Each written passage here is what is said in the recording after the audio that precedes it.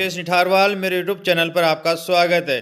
जी साथियों, आज आपके लिए महत्वपूर्ण वीडियो लेके हैं जिसमें हम बात करेंगे चुनाव विशेष स्थितियां। यहां पर हम विशेष स्थितियों की बात करेंगे जब मतदान दल के सामने पोलिंग डे के ऊपर विशेष परिस्थितियां बनती हैं और पीठासीन अधिकारी अपने मतदान दल के अधिकारियों के साथ में इन परिस्थितियों से कैसे कार्य करते हैं। सबसे पहले हम बात करें निविदत मतपत्र अर्थात टेंडर वोट क्या है, टेंडर वोट किनके द्वारा ले जाते हैं और इनकी प्रक्रिया क्या है, प्रत्येक के अंदर किस प्रकार के प्रपत्र को संधारण किया जाता है। आक्षेपित मत या चैलेंज वोट, चैलेंज वोट क्या है, इसके क्या प्रोसेस है, इसका प्रपत्र क्या है, बात करेंगे। दृष्टिहीन व शिथिलांग द्वारा मतदान की प्रक्रिया क्या है, निर्वाचक की आयु के संबंधित घोषणा क्या है, प्रोक्सी वोट क्या है, टेस्ट वोट क्या है, एएसडी, पीबी और ईडीसी, इनके बारे में विस्तार से चर्चा करेंगे। साथियों, ये वीडियो आपकी सहायता के लिए बनाया गया है।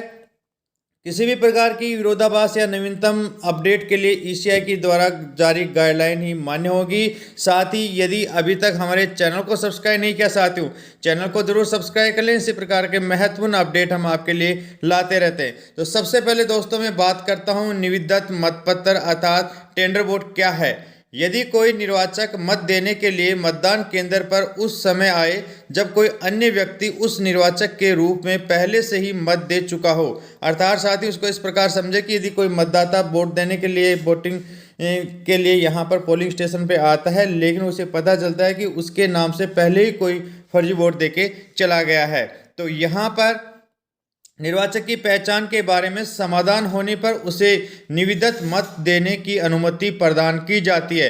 पीठासीन अधिकारी एजेंट इस प्रकार का तय कर लेते हैं कि यही वास्तविक मतदाता है और अभी तक इसने वोट कास्ट नहीं किया है, तो उसके लिए टेंडर वोट की प्रक्रिया ईसीआई ने दी है। निविदत मतपत्र छपा हुआ मतपत्र होगा, अर्थात मतदान यूनिट पर प्रदर्शन के लिए उपयोग में लिया जाने वाला मतपत्र है। ऐसे मतपत्र के पीछे पीठासीन अधिकारी हाथ से निविदत मतपत्र भी लिखेगा, अर्थात उस मतदाता को ईवीएम के द्वारा वोटिंग नहीं करवाई जाएगी। मतपत्र के द्वारा जो टेंडर वोट अलग से छपे हुए होते हैं जिनके पीछे पीठासीन अधिकारी साइन करते हैं, इनका प्रारूप है निविदित मतपत्रों की सूची में निर्वाचक का नाम व क्रम संख्या लिखकर हस्ताक्षर करवाएगा। मतदाता में के अमिट स्याही लगाई जाएगी, लेकिन 17 क रजिस्टर में उसका इंद्राज नहीं किया जाएगा। साथियों, यहाँ पर विशेष रूप से इस बात को ध्यान रखें, ईवीएम के द्वारा मतदान करने वाले सभी मतदाताओं को 17 क रजिस्टर में इंदराज किया जाता है, लेकिन निविदत मतपत्रों वालों के लिए 17 ख के अंदर इंदराज किया जाता है। क में किसी प्रकार की कोई एंट्री नहीं होती है। मतदाता वोटिंग कंपार्टमेंट में जाकर एरोक्रॉस मार्क सील की सहायता से इच्छित उम्मीदवार को मत अंकित कर मतपत्र गोपनीय रूप से पीठासीन अधिकारी को सपुर्द करेगा। पीठासीन अधिकारी उसे अलग लिफाफे में रखकर सील बंद करेगा, अर्थात ईवीएम के अलावा जो प्रक्रिया है वो टेंडर वोट की प्रक्रिया 17 ख के अंदर रखी जाएगी। निविदत मतपत्रों के लिए लेखा के लिए अलग से फॉर्मेट दिया गया है, जिसमें क्रम संख्या, निर्वाचक का नाम, निर्वाचक नामावली की निर्वाचक की क्रम संख्या, उस व्यक्ति का मतदाता रजिस्टर के 17 क में क्रम संख्या जिसमें निर्वाचक के बदले से पहले ही मतदान कर दिया है, निर्वाचक के हस्ताक्षर अंगूठे की निशान यहाँ पर लिया जाएगा। इस प्रकार यहाँ पर आप पीठासीन अधिकारी के हस्ताक्षर होंगे, तारीख होगी। ये फॉर्मेट संधारण टेंडर वोट वालों के लिए लिया जाएगा। अब 2 नंबर की बात करते हैं हम, दृष्टिहीन व शिथिलांग मतदाताओं के द्वारा मतदान कैसे करें।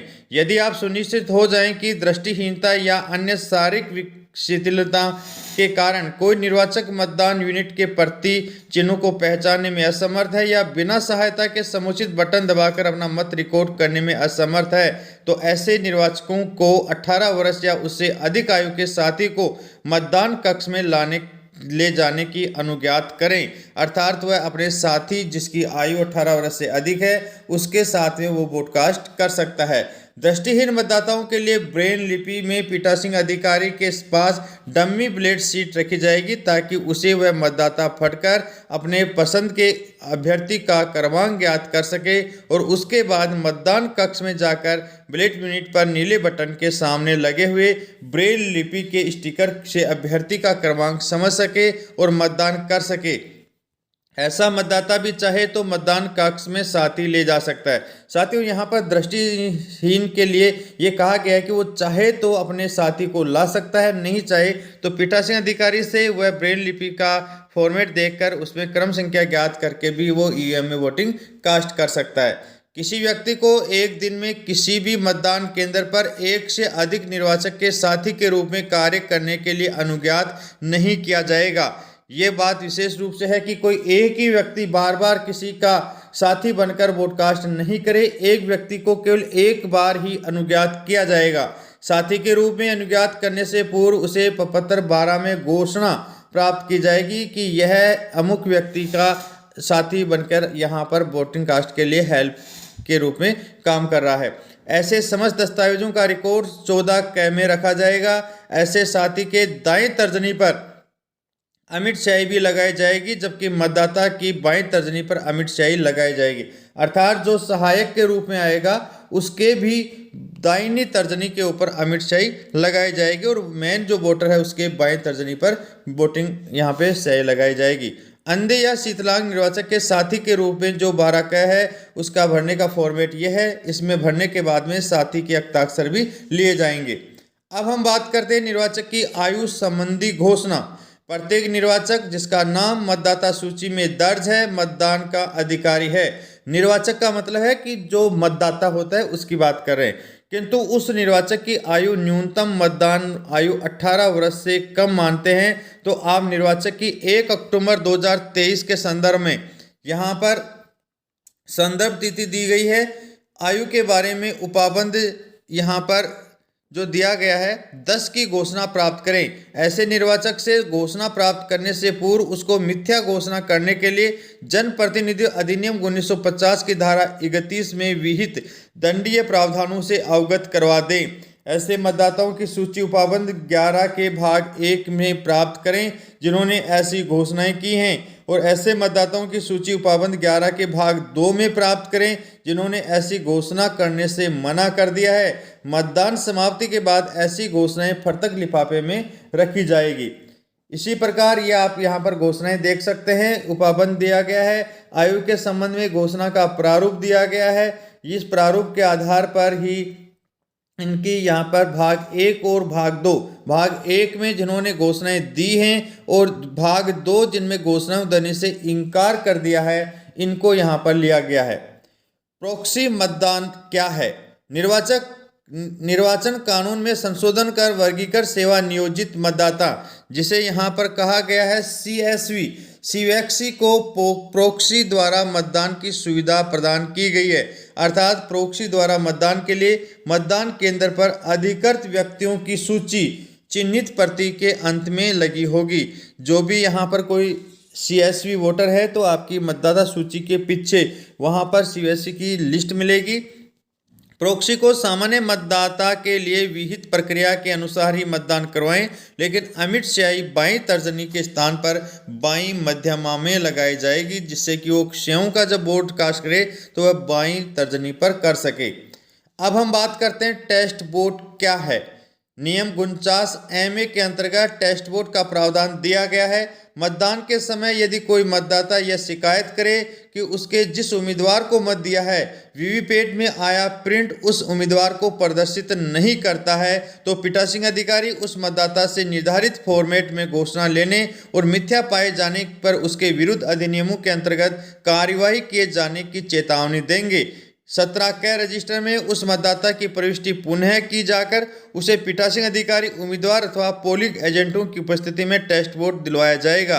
साथियों, यहाँ पर इस बात को इस प्रकार समझें कि यदि कोई मतदाता है वो ये कहता है कि मैंने वोट दिया है, लेकिन वीवीपैट की पर्ची में जिस उम्मीदवार को दिया है वो उस उम्मीदवार की पर्ची वहाँ पर नाम और चिन्ह नहीं आया है, दूसरे का आया है, मैं इसको चैलेंज करता हूँ, अर्थात मैं इसको टेस्ट करना चाहता हूँ।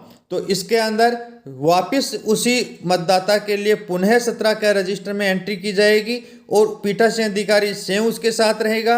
उम्मीदवार या पोलिंग एजेंट की उपस्थिति में टेस्ट वोट दिलवाया जाएगा।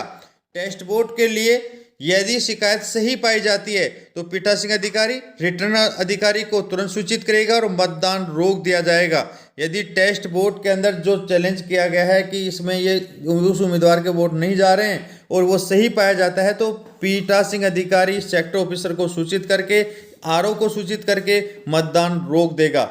उसके बाद उनके निर्देशों के अनुसार ही कार्रवाई करेंगे।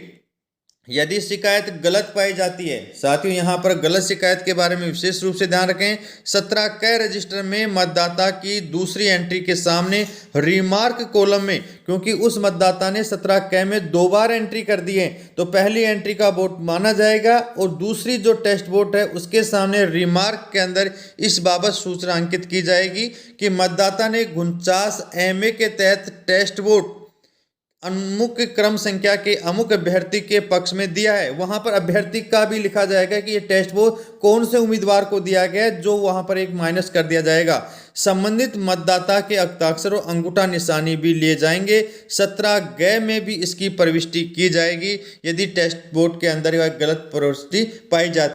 यहाँ पर नियम 49 MA के तहत ये घोषणा पत्र है, ये फॉर्मेट यहाँ पर फॉर्मेट है वो भरवाया जाएगा।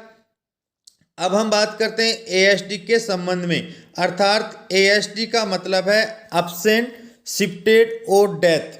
साथियों ASD मतदाता मत देने आता है तो इसका इंद्राज ASD सूची में किया जाएगा। 17 क रजिस्टर में मतदाता के हस्ताक्षर के अतिरिक्त अंगूठे के निशान भी लिया जाएगा। यहाँ पर अंगूठे का निशान इसलिए लिया जाता है कि ये विशेष परिस्थिति के अंदर, क्योंकि जब BLO मतदाता के घर जाता है और जब मतपत्र की जो सूची तैयार की जाती है, जो यहाँ पर वोटर लिस्ट तैयार की जाती है, उसमें बार बार वहाँ पर जाने पर वो नहीं पाया जाता है। इसलिए यदि वो वोटिंग के दिन आता है तो उसके साइन के साथ में अंगूठे का निशान भी लिया जाएगा। और यहाँ पर ये ASD की जो लिस्ट है वो आपको मत की जो सूची है उसके लास्ट के अंदर यहाँ पर आपको मिलेगी। पोस्टल बैलेट PB प्रत्येक मतदान अधिकारी को उसकी विधानसभा जहां वह पंजीकृत मतदाता है नियुक्त नहीं किया जाएगा। अतएव प्रत्येक कार्मिक को अपना पत्र 12 भरकर पूर्ण प्रक्रिया को समझकर पोस्टल बैलेट अधिकार का प्रयोग करना चाहिए। प्रशिक्षण सत्र के बाद डाक मतपत्र प्रकोष्ठ से आपको अपना वोट वहीं पर बनाए गए फर्तक जो बूथ बनाया गया है फैसिलेशन सेंटर पर आवश्यक रूप से देना होगा, जो पोस्टल बैलेट होगा। और पोस्टल बैलेट के माध्यम से जो वोट दिए जाते हैं उनको वहां पर मतदाता सूची के अंदर PB लिखा हुआ मिलेगा, अर्थात वह पोस्टल बैलेट से इनका वोट जारी किया गया है। साथियों यहाँ पर आप देख सकते हैं जब मतदाता सूची होती है तो उसके अंदर डिलीटेड, शिफ्टेड या डेथ वाली की मोहर लगी हुई होती है। इनकी लिस्ट भी अंत में दी होती है। जैसे यहाँ पर आप देख रहे हैं डिलीटेड लिखा हुआ आ रहा है, इसका मतलब है कि ये ASD सूची में है। और यहाँ पर आप जो स्टार देख रहे हैं, क्रम संख्या के आगे जो आप हैश देख रहे हैं, ये भी आप विशेष विवरण ASD वाली सूची में है।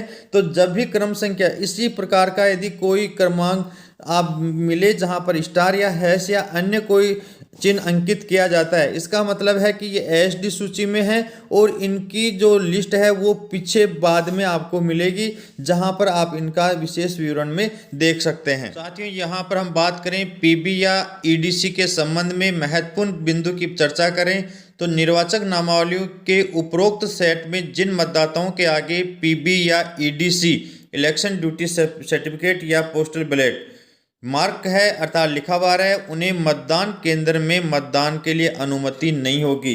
कौन से मतदान केंद्र? जिस मतदान केंद्र में उनकी वास्तव में निर्वाचन नामावली के अंदर नाम है और मतदान केंद्र उनका जो है, क्योंकि उस मतदान केंद्र से लिए उन्हें अनुज्ञात नहीं होगी। PB और ED मार्क किया हुआ रहेगा। तो फिर वो वोट कैसे देंगे उसकी चर्चा करें तो आप यहाँ पर PRO डायरी के भाग 5.4.3 में देख सकते हैं। आपको अपनी नियुक्ति आदेश की एक प्रति के साथ रिटर्निंग ऑफिसर RO को संबोधित करते हुए फॉर्म 12 भरकर भेजना होगा। आपके पास अपने भरे हुए फॉर्म 12 को अपने नियुक्ति आदेश की एक प्रति के साथ चुनाव प्रशिक्षण स्थल अधिकृत अधिकारी नामित काउंटर पर जमा करने का विकल्प है। मतदान अधिकारियों को डाक मतपत्र जारी होने के बाद RO उनके मतदान की सुविधा और प्रशिक्षण केंद्रों पर ही मतपत्र और संबंधित कागजात जमा करने की व्यवस्था करेगा, ताकि आपको मतपत्र को डाकघरों में पोस्ट न करना पड़े।